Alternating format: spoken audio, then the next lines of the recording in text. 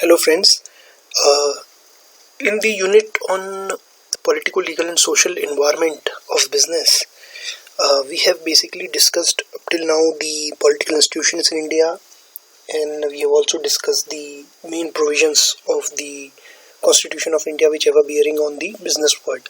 Now we'll be moving over to state intervention in the business. Now what do we mean by state intervention? State here we don't mean the state is not being used in the sense in which you say that UP is a state or Uttarakhand is a state. State here means first thing the whole country, and on the behalf of the country it is basically the government which is intervening, which is regulating the business affairs, business world. So here by state what do we mean? We mean the country, and by country who is actually running the country, who is actually taking care of law and order, and who is taking care of regulation. It is the government, and that is why here state means the government. So what is the role of government in the business world, in the business affairs? What is the level of regulation? So this is what we are going to have a look at, and let us start with the history of state intervention in business. See, basically initially there used to be no government intervention. You can see this particular policy, laissez-faire. This is how it is pronounced. So basically this is the policy under which the governments used to remain aloof.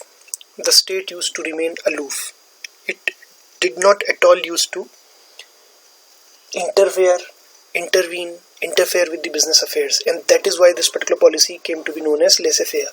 Now please understand, this however does not mean that the state simply remained detached. It's not like that. However, what state did was basically it enforced the various laws, so it took care of the law and order situation, and it also tried to protect its domestic industries using tariffs. What do we mean by tariff? Taxes. And what do we mean by tariff protection to the domestic industries or to the domestic enterprises? What do we mean by this? Tariff protection means tax protection. How can we use tax to protect our domestic industries? I'll give you an example. Let's say, let us talk about what happened during the British imperialism, during the British colonial rule of India. At that point of time, India had a reasonably well-performing textile industry. So there were so many artisans here, there were so many workers here who used to work in these small industries, small textile units, and they used to produce textiles, right? Now this textile was of good quality, so when the Britishers came to India, what did they do? They started imposing import taxes on the textile goods being sent from India to Britain. So they started imposing taxes, they started imposing and increasing the import taxes. So import tax is a tax which is levied on the import. So the British government increased its import taxes on the textiles which were being shipped from India to Britain. So what would have happened? That would have led to increase in prices of Indian textiles in Britain, because the company which is selling these products in Britain, they also have to pay a higher tax now. A higher tax rate is applicable on them now, so naturally they will have to pay the taxes. So they will have to pay in fact more taxes, which means they will try to compensate for it by increasing their prices, and that is what they did. And then what happened? Because of this, the prices of the Indian textile products increased in Britain, and because of which the Britishers were able to protect their domestic textile firms. Why? Because since the prices of the products imported from India, they are higher, naturally the customers would go for the more inexpensive, more cheaper or less expensive textile goods produced by the domestic industries in Britain itself. So this is what we mean by tariff protection. You increase your import duties so that the foreign goods they become costlier in your country, and consumers don't buy the foreign goods, but they buy what? They buy the locally produced goods. So this was one more function which was at that point of time performed by the states, performed by the governments. They would use import duties, import tariffs to protect their homegrown industries, domestic industries. Then came the 1750s Industrial Revolution, and this led to the setting up of industries, firms, large-scale enterprises, which used to produce lakhs of units in a particular day using power looms, using machinery. They were more efficient, and the product was of the same quality, a standardized product they were able to produce. A tailor, if he is stitching two shirts, the two shirts that he is stitching may be very, very different. On the other hand, if the two shirts are being stitched using a machine, they are likely to be more alike. They would be very much similar.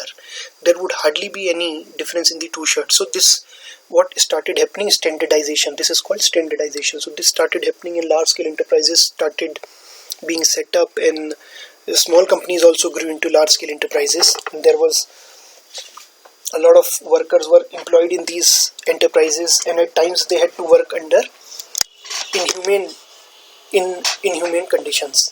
So that was the scenario in the beginning of the Industrial Revolution, 1750. In fact, you probably would have read some novels written by Charles Dickens which actually depict the beginning of Industrial Revolution in Britain and the situations and the conditions prevailing in the industries of that time.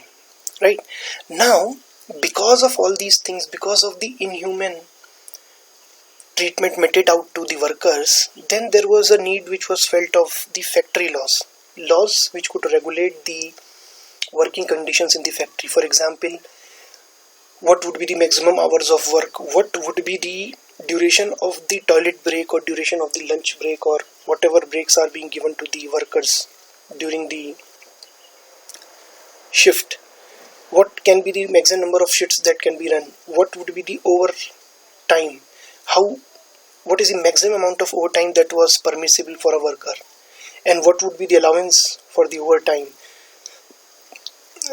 Again, provisions regarding various facilities that have to be provided to the workers. For example, maybe first aid kits, for example, maybe changing rooms, protective gears. So all these things were provided for in these factory laws. In India also, during the same time, that is late 1880s, you find that factory laws were getting formulated, and in India also we saw our factory law around that time only. And why was this required? This was required because the workers were being treated inhumanely by the various businesses, various industries that were set up at that point of time. So basically you can term is this formulating of factory laws can be termed as the first instance of state regulation of business, state intervention in the business affairs.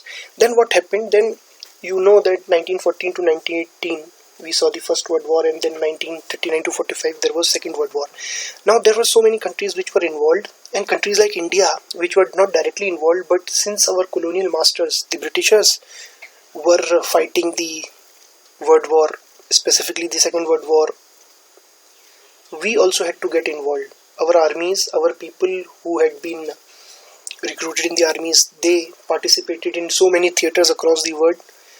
Likewise, the industries were also directed to fulfill the war needs of the countries.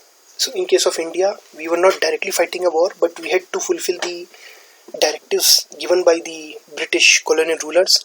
So our industries were also asked to come up with those products which would be required during the wartime. And likewise happened in other industries also, be it America, be it England, be it the countries which actually lost the Second World War, the Germany or maybe Italy. There also the industries were directed to switch from whatever they were doing at that point of time to producing to meet the war needs, war requirements. And now what could be the requirements during the wartime? For example, you might require arms and ammunition. You might require, for example, first aid kits. You might require more bandages, more medicines, more ointments, because the soldiers might get injured. So these were at that point of time the war needs. And so what actually happened was, the firms and the industries which were working at that point of time, which were operational at that point of time, they were asked to focus all their effort on fulfilling these requirements of the government, so that the governments, the countries, can be assured of support during the wartime and can be assured of winning the war. So that was the basic idea. And so in this time, during the First and the Second World War, you can say that the government intervention and government regulation of business increased. And the same thing, as I said, happened here with India also. Many of our industries were asked to produce as per the requirements of the British Army, and we had to do that. We had to comply by the order. So there was an increase in regulation of the business affairs during the wars. Now, as we attained our freedom in 1947, and then we formulated our first industrial policy, there were provisions that are testimony to the fact that the regulation of business affairs by the government, by the state, only increased. For example, if you look at this provision here, some of the sectors were reserved only and only exclusively for the public sector enterprises. So government reserved some sectors for itself. Itself means enterprises which are owned, managed and controlled by the government. These kind of enterprises are known as public sector enterprises, right? So they are public sector enterprises. So government reserved some of these sectors of the economy for only public sector enterprises, which meant no private enterprise, no private firm could have entered those sectors of the economy. One example was the railway operations. Another example was the atomic energy. Then defense equipment, so, and mining of different types of chemicals also. So these were the sectors which the government reserved for itself. So in this sense, the government's regulation of the business affairs increased, government's intervention in the business affairs increased. In fact, government itself started engaging in business through its public sector enterprises. So in that sense, the state's intervention in business only increased post-independence. There was in fact close regulation of the private sector enterprises. What do we mean by the private sector enterprises? I hope you know. Just think for a while. So private sector enterprises are those which are controlled by, which are owned by private capital, private individuals. Now what happened was that there was a closer regulation of private sector enterprises also. We'll have a look at the Industrial Policy 1948, and then we'll also move on to the 1956 policy and 1991 policy. There you will understand that in this sense the regulation of the business affairs only increased post-independence, after we attained our freedom. Is this okay? However, one thing which I have not mentioned here deliberately, because I'll be discussing it in the next unit wherein we'll be talking about the industrial policy of 1991, this regulation kept on increasing till around 1975-1980, where the need started being felt that government needs to relax its stranglehold over the business affairs. Government needs to give the private businesses, the business world, a free hand, right? And that is why in 1991, when we came up with another policy which is very famous as the new industrial policy or new economic policy, we'll be taking it up in unit 5. There what happened,